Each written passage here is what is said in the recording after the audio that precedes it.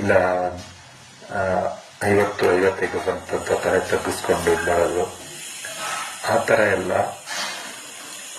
ಮಕ್ಕಳು ಯೋಚನೆ ಮಾಡಬಾರ್ದು. ಮಕ್ಕಳು ಆ ಥರ ಯೋಚನೆ ಮಾಡ್ತಾ ಇದ್ದಾರೆ ಅಂದರೆ ಮನೆಯವರು ಗಮನ ಕೊಡಬೇಕು. ನಾನು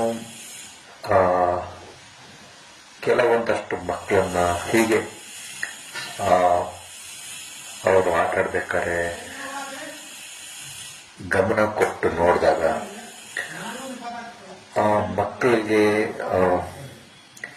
ಏನೋ ಮನಸ್ಸಲ್ಲಿ ಒಂಥರ ಏನೋ ಗೊಂದಲ, ಅದನ್ನ ಆ ಮನೆಯವರು ಅರ್ಥ ಮಾಡ್ಕೊಳಲ್ಲ.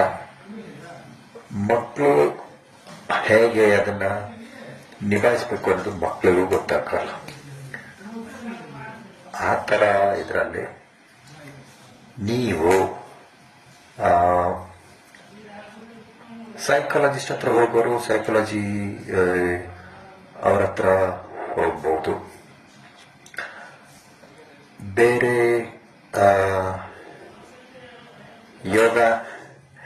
ಯೋಗ ಮಾಸ್ಟರ್ ಹತ್ರ ಬರೋರು ಯೋಗ ಮಾಸ್ಟರ್ ಹತ್ರ ಬರ್ಬೋದು. ಸೊ ಎಲ್ಲರೂ ಸೈಕಾಲಜಿ ಅವ್ರ ಹತ್ರ ಹೋಗಷ್ಟು